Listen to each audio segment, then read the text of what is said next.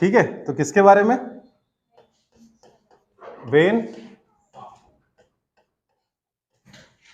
सांग।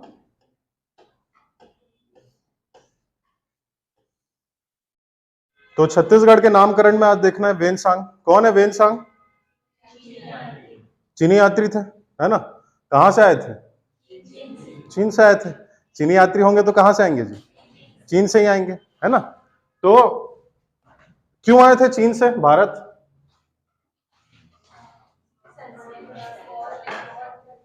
क्या करने के लिए? बौद्ध धर्म की शिक्षा ग्रहण करने के लिए। ठीक है, पहला टॉपिक तो हो चुका है क्या आपका? अच्छा, ठीक है, कोई बात नहीं। तो वेनसांग बौद्ध धर्म की शिक्षा ग्रहण करने के लिए कहां है? छत्तीसगढ़ नहीं आए, भारत आए। कहां है? भारत आए। ठीक है, चीन में क्या था कि वहां का जो शासक था, कहां का? चीन का, वो सब ये धर्म वर्म मानता नहीं था, और वेनसांग की बहुत गहरी रुचि थी किसमें? बौद्ध धर्म में। ठीक है, तो वो क्या होता था कि वहां से, अब बौद्ध धर्म में रुचि है तो इन्हें क्या पढ़ना है? बौद्ध साहित्य पढ़ना है। और बौद्ध साहित्य कहां से आता था? भारत से आता था, चीन। और जब उसको चाइनीज में क्या किया जाता था? ट्रांसलेट किया जाता था, तो अर्थ का क्या हो जाता था? अनर्थ हो जाता था। ठीक है, अब भाई भारतीय भाषा से उसको क्या कर रहे हैं? चाइनीज में ट्रांसलेट कर रहे हैं बौद्ध साहित्य को। तो जो चीज उनके समझ में रहती थी तो वो अपनी भाषा में उसको क्या कर लेते थे? ट्रांसलेट। जैसे कि हम उस दिन भी एग्जांपल लिया था, क्या? जैसे कोटी वाला, कोटी शब्द होता है ना, कि कितने हिंदू मान्यता में कितने देवी देवता है? तो 33 कोटि। कोटि मतलब क्या होता है? करोड़। अच्छा, ठीक है, कोटि मतलब, हाँ देखो, कोटि मतलब एक करोड़ होता है और एक प्रकार होता है। तो हमारे हिंदू धर्म में 33 करोड़ देवी देवता नहीं है, 33 कोटि। कोटि मतलब होता है प्रकार।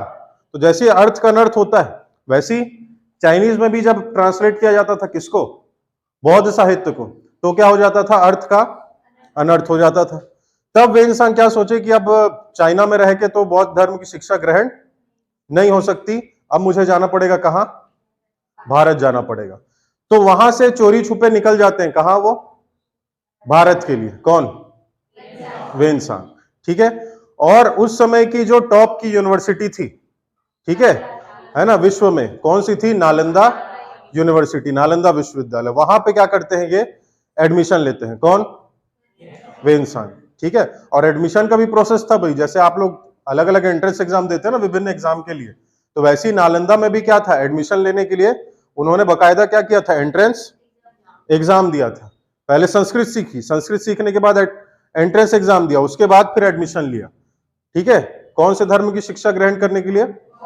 बौद्ध धर्म। और देखो भाई, नालंदा जो था उस समय यूनिवर्सिटी जो थी विश्व की सबसे टॉप की जो यूनिवर्सिटी थी नालंदा, उसमें सिर्फ ये धर्म वर्म की शिक्षा नहीं दी जाती थी, उसमें विभिन्न जो सब्जेक्ट्स रहते हैं ना, जैसे आप यूनिवर्सिटी तरफ जाओगे तो अलग अलग ब्रांचेस आपको दिखाई देते हैं, खेल विभाग अलग, लॉ का अलग, साइंस का अलग, सब देखोगे नहीं? तो वैसी इसमें इसमें मतलब नालंदा में भी क्या थी? अलग अलग शाखाएं थी, विभाग थे। ठीक है, लेकिन इनकी रुचि किसमें थी? बौद्ध धर्म में। ठीक है, तो इन्होंने क्या किया? बौद्ध धर्म में वहां पे मतलब उसकी शिक्षा ग्रहण की, और वहां पे फिर शिक्षा ग्रहण करने के बाद इन्होंने क्या किया? पूरे भारत का भ्रमण किया। कौन? वेनसांग। और उस भारत भ्रमण के दौरान छत्तीसगढ़ भी आते हैं। वो कहां आते हैं? छत्तीसगढ़। 639 ईस्वी, ईस्वी बोलो या एडी बोलो या सी। ठीक है, हिंदी में क्या कहा जाता है? ईस्वी कहा जाता है। ठीक है, एडी, एडी मतलब एनो डोमनी। ठीक है, आफ्टर डेथ नहीं होता, एनो डोमनी यानी ईसा मसीह के जन्म की बाद की घटना है। और सी मतलब क्या होता है? सी मतलब कॉमन एरा। सी मतलब क्या होता है? Common era. ठीक है, तो अभी जो है वो ये टर्मिनोलॉजी यूज की जाती है। तो आपको याद रखना है कि वे इंसान छत्तीसगढ़ कब आए थे? तो कब आए हैं? 639 ईस्वी में। ठीक है, क्यों आए भारत समझ में आया? क्या रीजन था? ठीक है, बौद्ध धर्म की शिक्षा ग्रहण करने की। इसी बीच भारत भ्रमण करने के दौरान छत्तीसगढ़ कब आते हैं? 639 ईस्वी में। और छत्तीसगढ़ में वो 2 जगह की यात्रा करते हैं। कहां कहां की? सिरपुर और मल्हार।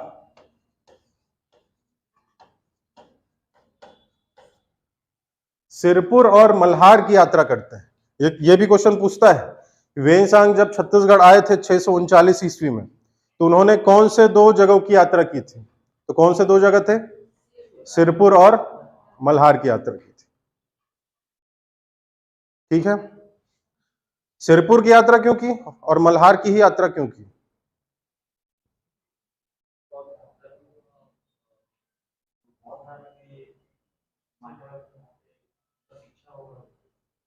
बौद्ध धर्म के मानने वाले क्या लोग रहते थे? कहाँ?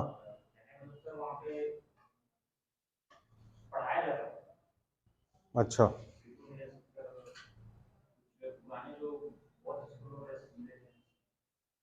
ठीक है। और मतलब बौद्ध धर्म का केंद्र था, कहना चाह रहे हो सिरपुर। ठीक है, एक रीजन तो यही है कि सिरपुर क्या था उस समय? बौद्ध धर्म का केंद्र था। कैसे पता चलता है बौद्ध धर्म का केंद्र था?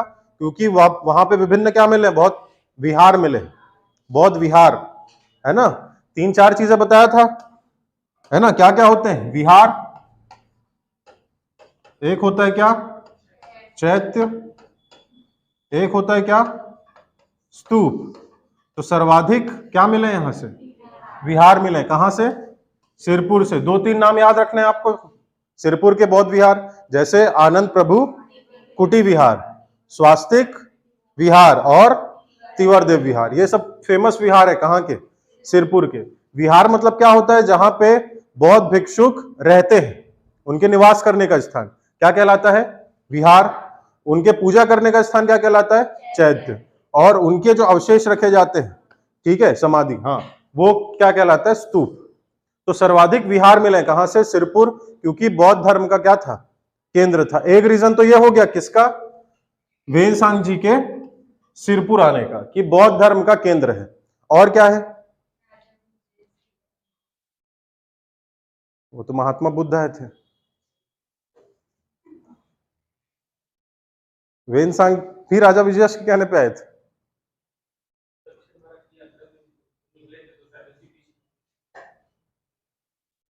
नहीं तो सिरपुर ही क्यों और मल्हार ही क्यों, ये पूछ रहा हूं।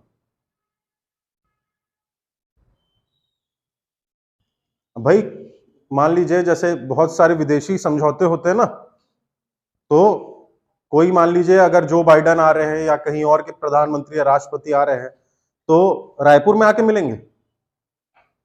अगर भारत देश में आ रहे हैं तो कहां आके मिलेंगे? रायपुर में मिलेंगे, बेंगलोर में मिलेंगे, कहां मिलेंगे? दिल्ली में मिलेंगे। Very good. कहां मिलेंगे? दिल्ली। बाकी जगह भी मिलेंगे, ऐसा नहीं है कि नहीं मिलेंगे, मिल सकते हैं, लेकिन मुख्य दिल्ली। दिल्ली क्यों? कैपिटल है। Very good. दिल्ली क्या है? कैपिटल है, राजधानी है। ठीक है, तो सिरपुर भी क्या थी उस समय? कैपिटल था। किसका? छत्तीसगढ़ का, है ना। और छत्तीसगढ़ के उस समय जो शासक थे, उनका नाम क्या था? महाशिवगुप्त बालार्जुन। Very good.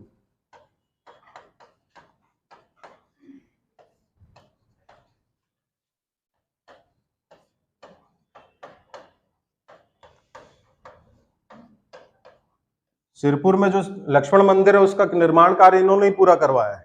इन्होंने महाशिवगुप्त बालार्जुन जी ने। ठीक है, इनकी माता जी ने चालू किया था, वाष्टा देवी ने, है ना, पूरा इन्होंने ही करवाया। तो याद रखिएगा, सिरपुर क्या थी?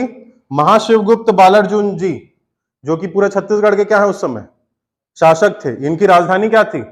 सिरपुर थी। तो भाई राजधानी है, इसीलिए क्या वेनसांग कहां है? सिरपुर आए। और मल्हार की यात्रा इसलिए की क्योंकि सिरपुर के पहले जो राजधानी थी वो कौन सी थी? मल्हार थी। सिरपुर के पहले जो राजधानी थी वो कौन सी थी? मल्हार। शरभपुरी शासकों में पढ़ोगे आप लोग। ठीक है, मल्हार किसने बसाया? प्रसन्नपुर, प्रसन्न मात्र ने, शरभपुरी शासक। उसके बाद फिर प्रवर राज ने क्या बनाया? इसे अपनी राजधानी बनाया, सिरपुर को। और बाद में फिर शरभपुरियों को मार के पांडु वंश की जब नींव रखी गई थी, तो भी राजधानी क्या थी? सिरपुरी थी। तो सिरपुर के पहले जो राजधानी कौन सी थी? मल्हार। इसलिए उन्होंने सिरपुर और मल्हार की यात्रा की। ठीक है, तो दो चीजें आपको याद रखना है। फिर से आ रहा हूं, कौन से चीनी यात्री का नाम आ रहा है? वेनसांग। क्यों आए हैं भारत? बौद्ध धर्म की शिक्षा ग्रहण करने के लिए कहाँ शिक्षा ग्रहण की है? नालंदा विश्वविद्यालय, नालंदा यूनिवर्सिटी, ठीक है। उसके बाद पूरे भारत का उन्होंने क्या किया? भ्रमण किया। तो भारत भ्रमण करने के दौरान छत्तीसगढ़ कब आते हैं? 639 ईस्वी एडी या सी, जो भी आप लगाएं, ठीक है। और छत्तीसगढ़ आने के बाद प्रमुख रूप से 2 जगह का नाम उल्लेखित है जहां पे इन्होंने क्या की? यात्रा की। कौन कौन सी? सिरपुर और मल्हार। सिरपुर की यात्रा क्यों कर रहे हैं? क्योंकि बौद्ध धर्म का प्रसिद्ध केंद्र है, साथ ही कैपिटल है, राजधानी। महाशिवगुप्त बालार्जुन जी यहीं रहते हैं। और इसके पहले मल्हार राजधानी थी। तो 2 जगह की उन्होंने यात्रा की। उस समय सिरपुर का राजा कौन था? महाशिवगुप्त बालार्जुन, ठीक है। कौन से वंश का था?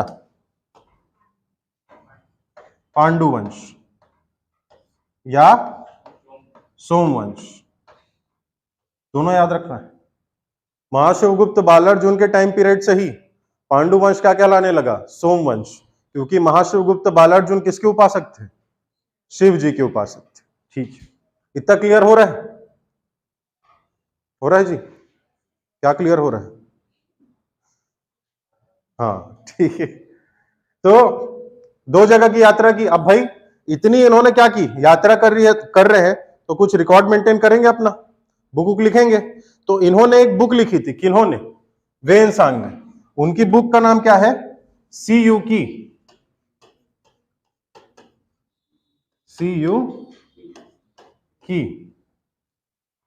ठीक है। महाशिवगुप्त बालार्जुन की किताब का नाम है सी यू की। जितनी भी यह जानकारी हम लोग अभी प्राप्त कर रहे हैं ना, कि उन्होंने 2 जगह की यात्रा की, राजा कौन था, ये सब बुक में दिया हुआ है। किनकी बुक में दिया हुआ है? सी यू की। किसकी बुक है? वेनसांग की। अब चाइनीज है तो वैसी नाम से होगी बुक, सी यू की। तो उस सी यू की में उन्होंने छत्तीसगढ़ को क्या कहा है? ये पूछता है। क्या कहा है? किया सलो,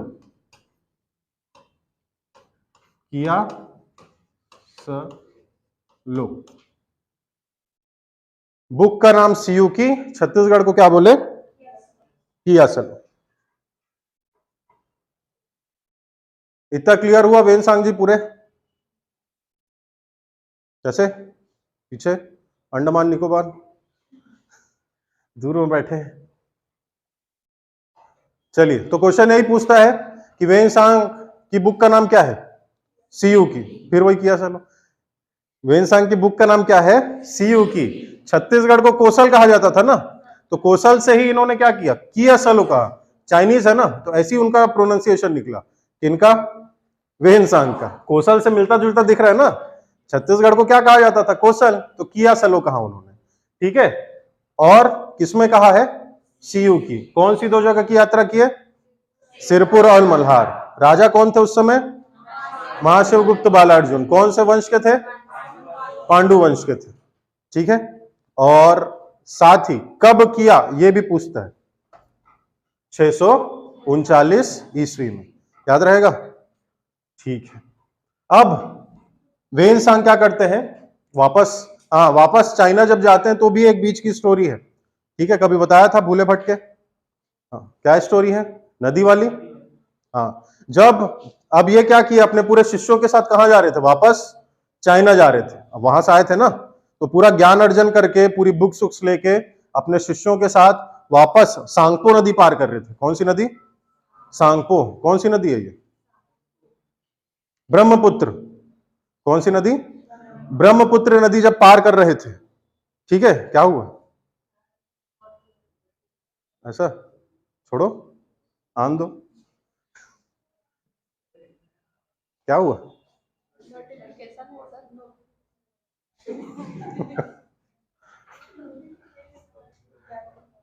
ठीक है। क्या बता रहा था? जब ब्रह्मपुत्र नदी ये पार कर रहे थे, कौन? वेनसांग अपने शिष्यों के साथ। तो नाव में क्या हो जाता है? छेद हो जाता है, ठीक है। और पानी क्या होने लगता है उसमें? अंदर जाने लगता है। तो वेनसांग बोलते हैं अपने शिष्यों को कि अपनी जान बचानी है, तो जितने भी हम लोग ये बुक लाए हैं पूरा भारी हो गया है, तो क्या करो? बुक लोग को फेंक दो। किसमें? नदी में, पानी में, ताकि भार क्या हो जाएगा? कम हो जाएगा, और हम लोग फिर आराम से क्या करेंगे? नदी पार कर लेंगे, जान बच जाएगी हमारी।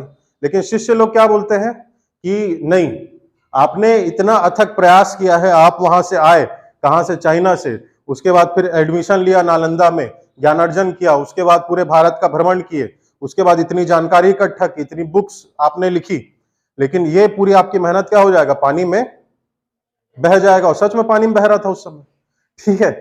तो फिर ये क्या किया, शिष्य एक एक करके पानी में कूदने लगे। कूदने लगे मतलब डूबी गए मान के चलिए, ताकि नाव का भार क्या हो, कम हो जाए, और वेनसांग सकुशल पूरी बुक्स के साथ कहां चले जाए, चाइना चले जाए। फिर चाइना में फिर बौद्ध धर्म का क्या होता है, प्रचार प्रसार होता है, ठीक है। तो एक छोटी सी स्टोरी ये भी थी उनके वापस जाने की, किनके, वेनसांग के। तो वेनसांग पूरा क्लियर हुआ, ठीक है।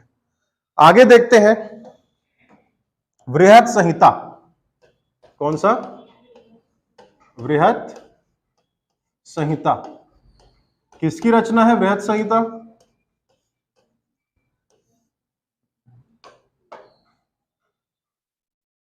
बृहत संहिता किसकी रचना है, वराहमिहिर की रचना है, ठीक है। किसकी रचना, वराहमिहिर।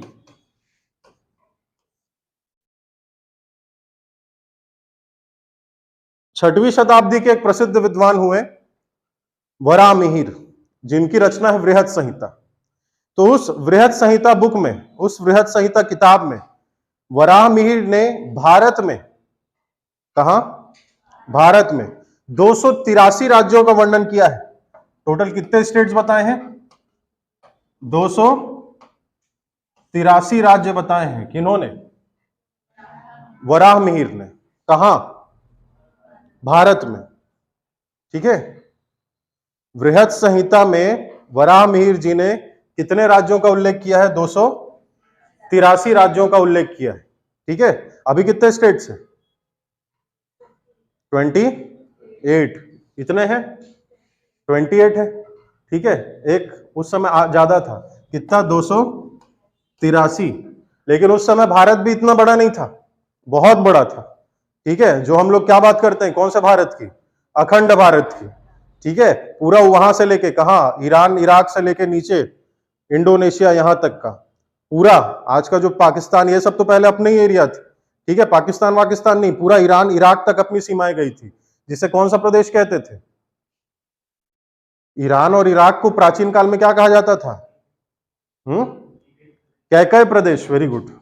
कौन सा प्रदेश, कैकय प्रदेश, ठीक है। और कैकई कहां की थी, यहीं की थी, माता कैकई, सुने कि नहीं, रामायण तो पढ़े हो ना। तो ईरान और इराक को प्राचीन काल में क्या कहा जाता, कैकय प्रदेश, ठीक है, वहीं से आई थी। तो उस समय जो अखंड भारत था, उस समय कितने राज्यों की बात करते हैं, 283 राज्यों की बात करते हैं। कौन कर रहे हैं, वराहमिहिर। किसमें कर रहे हैं, बृहत संहिता में कर रहे हैं, क्लियर है। तो उस 283 राज्यों में उन्होंने छत्तीसगढ़ को कोसल नाम से वर्णित किया है। छत्तीसगढ़ को क्या कहा गया है, कोसल कहा गया है।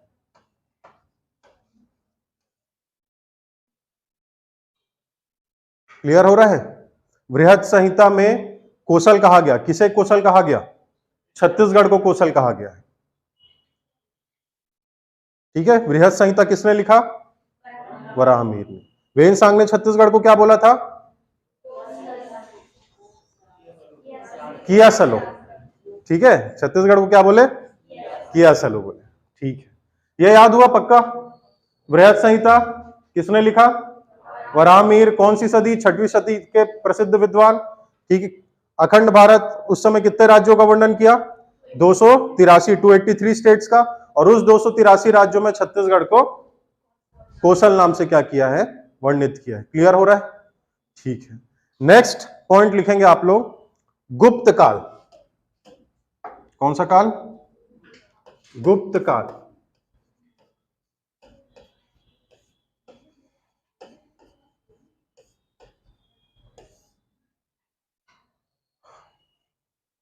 गुप्त काल के संस्थापक कौन है, श्रीगुप्त, ठीक है। गुप्त वंश के प्रसिद्ध व्यक्ति का नाम बताइए, प्रसिद्ध राजा, गुप्त वंश के प्रसिद्ध राजा, कौन सा गुप्त, समुद्रगुप्त। ठीक है, समुद्रगुप्त से 2-3 क्वेश्चन आते हैं चिल्हर के। एक पूछता है क्या कि गुप्त वंश के कौन से राजा के सिक्कों, मतलब सिक्के ऐसे प्राप्त हुए जिसमें वो क्या बजा रहे हैं, वीणा बजा रहे हैं, वीणा वादन करते हुए किस गुप्त शासक के सिक्के मिले हैं? तो किसके मिले हैं? समुद्रगुप्त जी के ही मिले हैं। ठीक है, इन्हें समुद्रगुप्त, सबसे प्रतापी शासक गुप्त काल के, वीणा बजाते हुए इनकी आकृति बनी है सिक्कों पर। ठीक है, एक चिल्लर जनरल नॉलेज तो यही लिख लेना। पूछता है कि कौन से राजा के सिक्के, कौन से राजा के वीणा बजाते हुए, है ना, चित्रित किया गया सिक्कों पर करके, तो समुद्रगुप्त। और क्या कहा जाता है इन्हें? भारत का, हाँ, नेपोलियन कहा जाता है। ठीक है, लेकिन कहना सही है? गलत है। भारत का नेपोलियन समुद्रगुप्त ये हम लोग कहते हैं, लेकिन ये कहना पूरी तरह से गलत है, क्योंकि नेपोलियन जो था वो कब का है? अभी का, 16वीं-17वीं शताब्दी का। और समुद्रगुप्त कब के? उससे बहुत पहले के। ठीक है, तो आप नए से पुराने का करोगे कि पुराने का नए से करोगे? ठीक है, नेपोलियन को कहना चाहिए था क्या कि ये क्या है, फ्रांस का समुद्रगुप्त है, यूरोप का समुद्रगुप्त है करके। लेकिन हम लोग क्या करते हैं, हमारा इतिहास किसने लिखा? अंग्रेजों ने ही लिखा है, और अपने ही जो लोग थे उनका क्या किया, उन्होंने महिमा मंडन किया है, और भारत के लोगों को क्या किया है? हाँ, तो इसीलिए समुद्रगुप्त को बोलना चाहिए था कि वो यूरोप का, सॉरी, नेपोलियन को बोलना चाहिए था क्या कि वो यूरोप का क्या है, समुद्रगुप्त है। लेकिन हम लोग क्या बोलते हैं, भारत का नेपोलियन। कौन? समुद्रगुप्त। जैसे एक बोलते हैं क्या, कालिदास भारत के क्या कहे जाते हैं? शेक्सपियर कहे जाते हैं। ये 18वीं सदी के, कौन? शेक्सपियर। और ये हमारे कालिदास कब के? ईसा पूर्व की बात करते हैं हम। ठीक है, लेकिन वही है, भारत का शेक्सपियर किसे कहा जाता है? कालिदास को कहा जाता है, जो कि पूरा गलत है। उसे बोलना चाहिए वो क्या है, शेक्सपियर, वो कालिदास है करके। ठीक है, हालांकि उनसे दूर दूर तक उनका कोई मतलब नहीं है, नहीं। ठीक है, शेक्सपियर अपनी जगह है, कालिदास अपनी जगह है। कालिदास की एक आध प्रमुख रचनाएं, मेघदूत, जो कहां लिखा गया? हमारे छत्तीसगढ़ में ही लिखा गया है, सीता बेंगरा, रामगढ़ की पहाड़ी, है ना। और कौन कौन सी रचना है? मेघदूत है, अभिज्ञान शाकुंतलम है, कुमार संभवम है, और मालविका अग्निमित्रम। ये सब कालिदास की प्रमुख रचनाएं। इनकी प्रमुख रचनाएं शेक्सपियर की, हेलमेट, वो तो पुलिस लोग पकड़ते हैं उसको। हेमलेट, कौन सा है? हेमलेट। ठीक है, जिस पे मूवी भी बनी थी वाली, कौन सी? हैदर, हैदर मूवी है ना। हैदर मूवी नहीं देखे? शाहिद कपूर वाली, पूरा गंजा और ऐसे दाढ़ी कटप्पा जैसे, नहीं देखे? बहुत पढ़ते हैं लगता है आप लोग, है ना। क्वेश्चन पूछूं तो बताते नहीं हो, और पिक्चर का पूछूं तो भी नहीं बताते। करते क्या हो? है, साउथ की मूवी देखते हो? झुकेगा नहीं। ठीक है, हेमलेट जो है वो प्रसिद्ध कृति है किनकी? शेक्सपियर की। शेक्सपियर से याद आया, छत्तीसगढ़ में एक क्वेश्चन पूछा था पीएससी प्री में कि शेक्सपियर की एक रचना है कॉमेडी ऑफ एरर्स। कौन सी? Comedy of Errors. तो कॉमेडी ऑफ एरर्स का छत्तीसगढ़ी में अनुवाद किसने किया था करके? क्या नाम से अनुवाद किया गया था? पुरुझुरु के नाम से। Very good. शेक्सपियर की रचना है कौन सी? Comedy of errors. उसका छत्तीसगढ़ी में अनुवाद हुआ है, क्या नाम से हुआ है? पुरुझुरु के नाम से। पीएससी प्री का क्वेश्चन है ये। ठीक है, हम लोग हंसी मजाक भी करते हैं, उसमें से भी क्या निकलता है? जनरल नॉलेज, चिल्लर। ठीक है, तो पुरुझुरु कॉमेडी ऑफ एरर्स की छत्तीसगढ़ी क्या है? ये अनुवाद है। किसकी रचना है? पुरुझुरु किसकी रचना है? हो 4 दिन पहले ही पढ़ाया हूं साहित्य और साहित्य का।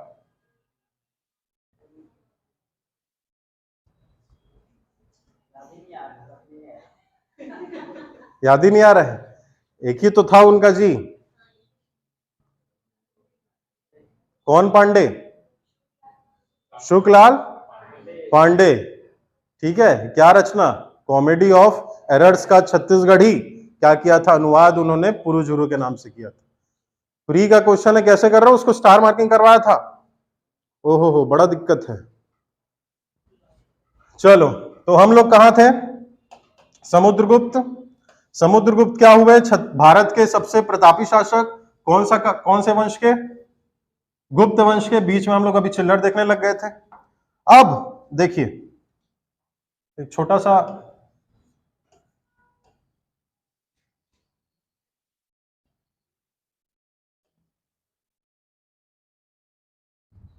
अब समुद्रगुप्त का जो शासन है वो पूरे उत्तर भारत में फैला हुआ है। कहां, पूरे उत्तर भारत में। अब इनको जाना है किस ओर, दक्षिण की ओर जाना है। किनको, समुद्रगुप्त को। कहां जाना है, दक्षिण की ओर। और इसी दक्षिण की ओर बीच में हमारा क्या पड़ रहा है यहां पे, छत्तीसगढ़। ठीक है, जाना कहां है इनको, साउथ, दक्षिण की ओर जाना है। तो किस रास्ते से गए, छत्तीसगढ़ को क्रॉस करते हुए गए। कौन, समुद्रगुप्त। हम लोग क्या पढ़ रहे हैं, गुप्त काल। गुप्त काल में प्रसिद्ध व्यक्ति देख रहे हैं कौन, समुद्रगुप्त। समुद्रगुप्त को राज्य विस्तार करना है कहां, दक्षिण की ओर। दक्षिण की ओर जा रहे हैं तो कौन से रास्ते से होके जाएंगे, छत्तीसगढ़ के रास्ते। रास्ता को ही पथ कहा जाता है, रास्ते को ही क्या कहा जाता है, पथ। और किस रास्ते में जा रहे हैं, दक्षिण की ओर जा रहे हैं, इसीलिए छत्तीसगढ़ को दक्षिणा पथ कहा गया। क्लियर है, गुप्त काल में छत्तीसगढ़ को क्या कहा गया, दक्षिणा पथ कहा गया। क्यों दक्षिणा पथ कहा गया, समझ में आया, क्योंकि दक्षिण जाने का मार्ग था, ये रास्ता था, और रास्ता या मार्ग को पथ कहा जाता है। क्लियर है, ठीक है। अब यहां पे ध्यान देने योग्य बात यह है, अब वो जा रहे हैं दक्षिण की ओर, छत्तीसगढ़ के रास्ते। और छत्तीसगढ़ उस समय, जैसे अभी बस्तर पार्ट है ना किसका, छत्तीसगढ़ का, तो उस समय बस्तर जो है छत्तीसगढ़ का पार्ट नहीं था। बस्तर एक अलग रियासत थी, बस्तर एक अलग राज्य था। और छत्तीसगढ़ उस समय दक्षिण कोसल कहा जाता था। क्या कहा जाता था, दक्षिण कोसल। जो ये छत्तीसगढ़ एक में बनाए हैं ना, वो अलग अलग था। ठीक है, ये वाला जो पार्ट था वो दक्षिण कोसल था, और जो नीचे वाला पार्ट था कौन सा, वो बस्तर कहलाता था। ये वाला पार्ट कौन सा, कोसल ऊपर वाला, और नीचे बस्तर वाला पार्ट क्या कहलाता था, बस्तर कहलाता था। ठीक है, और यही दो रास्ते से गए कौन, समुद्रगुप्त। यानी कोसल के राजा से भी इनकी आमना सामना हुआ, और बस्तर के राजा से भी क्या हुआ, उनका आमना सामना हुआ। किनका, समुद्रगुप्त का। अब भाई समुद्रगुप्त के आगे ये दो टिक पाएंगे क्या, नहीं टिक पाएंगे। तो क्वेश्चन पूछता है कि जब समुद्रगुप्त छत्तीसगढ़ के रास्ते दक्षिण की ओर जा रहे थे, तो कौन से दो शासकों के साथ उनके युद्ध हुए थे या आमना सामना हुआ था करके। ठीक है, तो कोसल के राजा, आपको याद रखना है, दो शासकों के साथ उनका युद्ध हुआ, कोसल और बस्तर के राजा।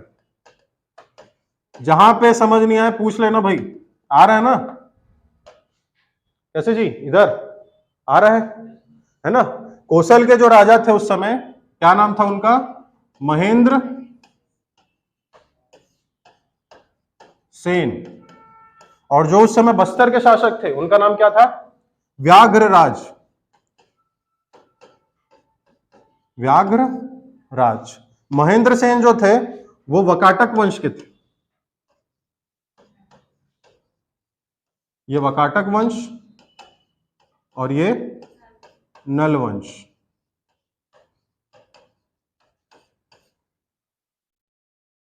ठीक है, फिर से बोल रहा हूं, गुप्त शासक समुद्रगुप्त दक्षिण अभियान चलाए, दक्षिण अभियान चलाए अर्थात छत्तीसगढ़ के रास्ते से गए। छत्तीसगढ़ के दो राजाओं से उनका आमना सामना हुआ, दक्षिण कोसल यानी कोसल के राजा और दूसरे बस्तर के राजा। कोसल के राजा कौन है, महेंद्र सेन से उनका सामना हुआ जो वकाटक वंश के थे, और बस्तर के शासक व्याघ्रराज से उनका सामना हुआ जो नल वंश के थे। अब ये शासक समुद्रगुप्त के सामने टिक पाएंगे क्या, नहीं टिक पाएंगे। ठीक है, अर्थात ये दोनों राजा उनके सामने क्या करते हैं, हार जाते हैं, अपनी हार स्वीकार करते हैं। लेकिन ये जो दोनों शासक हैं वो समुद्रगुप्त के सामंती शासक के रूप में कार्य करते हैं। क्या शासक के रूप में, सामंती शासक। क्या होता है सामंती शासक, उनके अधीन हो जाते हैं। हाँ, वेरी गुड। देखो तीन प्रकार के शासक होते हैं। कितने प्रकार के शासक होते हैं, तीन प्रकार। एक होता है स्वतंत्र शासक, एक होता है स्वतंत्र शासक, दूसरा होता है सामंती शासक, और तीसरा होता है करद शासक या गुलाम शासक जिसे कहते हैं। ठीक है, स्वतंत्र शासक, सामंती शासक और करद शासक। स्वतंत्र शासक मतलब सब राइट्स उसके पास है, पूर्णतः स्वतंत्र रूप से कार्य कर रहा है। सामंती शासक क्या होगा, वो अपने क्षेत्र में स्वतंत्र रूप से कार्य करेगा लेकिन किसी बड़े राजा के अधीन होकर कार्य करेगा। वो क्या होगा, सामंती शासक। अपने क्षेत्र में स्वतंत्र है लेकिन किसी के अधीन, किसी के अंडर ही वो कार्य करेगा, वो सामंती शासक है। और तीसरा क्या होता है, करद शासक। करद शासक मतलब पूरी तरह गुलाम, जैसा उसके, जिसके अधीन वो कार्य कर रहा है, अगर वो जैसा बोले वैसा उस करद शासक को क्या करना पड़ेगा, करना पड़ेगा। वो अपने क्षेत्र में कोई भी स्वतंत्र रूप से कार्य नहीं कर सकता। क्लियर हुआ? फिर से बोल रहा हूं, कितने प्रकार के शासक होते हैं जी? 3 प्रकार के। पहला कौन सा शासक? स्वतंत्र शासक। तो मान लीजिए मैं क्या हूं, स्वतंत्र शासक हूं। Thank you. ठीक है, मैं कौन हूं, स्वतंत्र शासक हूं। ठीक है, ये क्या है, सामंती शासक है, इधर करद शासक है। ठीक है, तो ये जो सामंती शासक हैं, मान लीजिए ये इनका क्षेत्र कौन सा है, शंकर नगर वाला है ना, और इनका क्षेत्र कौन सा है, संतोषी नगर वाला, जो भी। ठीक है, तो और मैं स्वतंत्र शासक हूं। तो ये शंकर नगर इनका जो क्षेत्र है, तो शंकर नगर में क्या है, अपने क्षेत्र में स्वतंत्र है लेकिन किसके अधीन कार्य करेंगे, मेरे अधीन। कोई भी चीज अपने क्षेत्र में लागू करेंगे तो उससे पहले पूछना पड़ेगा किनको, मुझसे, यानी स्वतंत्र शासक से। ठीक है, पूछना है ना। लेकिन अपने क्षेत्र में क्या है, ये स्वतंत्र है और मैं ज्यादा रोक टोक भी नहीं करूंगा। जैसे समुद्रगुप्त ने ये दोनों के साथ उतना रोक टोक नहीं किया। क्या रूप से कार्य किए हैं लोग, सामंती शासक। ये क्या है, करद शासक, यानी अपने क्षेत्र में क्या है, ये स्वतंत्र नहीं है। मैं जैसा बोलूंगा इनको वैसा ही करना पड़ेगा। अगर मैं बोलूंगा इतना % टैक्स लगाओ तो इनको लगाना पड़ेगा। ठीक है, मैं बोलूंगा कि यहाँ पे कोई निर्माण कार्य नहीं होना चाहिए तो ये लोग वैसा नहीं करेंगे। मैं बोलूंगा कितने लोग को जेल भेजो तो इनको भेजना पड़ेगा। यानी पूरी तरह से क्या है, ये गुलाम है। ठीक है, ऐसा नहीं है। ठीक, तो 3 प्रकार के शासक होते हैं, पहला स्वतंत्र, दूसरा सामंती, तीसरा करद शासक। ये दोनों कैसे बने, सामंती शासक। किनके सामंती शासक, समुद्रगुप्त। क्लियर हुआ? ठीक है, और समुद्रगुप्त ने क्या किया था, इनके साथ एक नीति अपनाई थी, एक पॉलिसी अपनाई थी। कौन सी पॉलिसी थी वो, ग्रहण मोक्षानुग्रह की नीति। कौन सी नीति, ये पूछता है भाई, इंपॉर्टेंट है। ग्रहण मोक्षानुग्रह।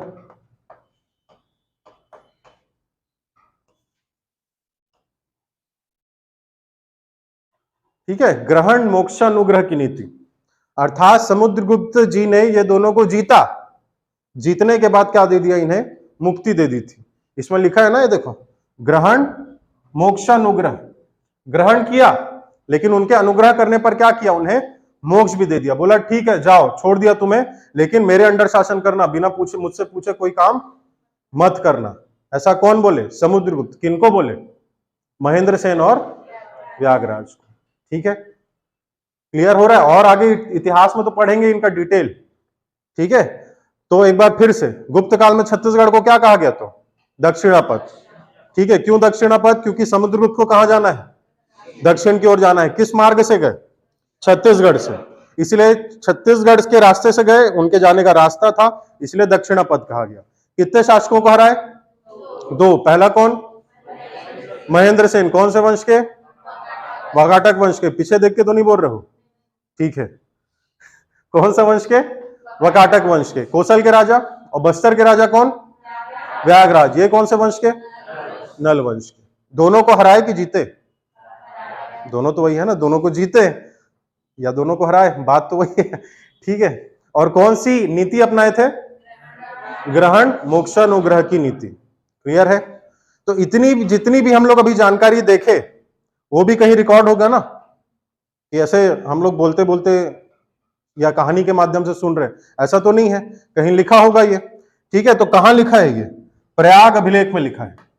कहां लिखा है, प्रयाग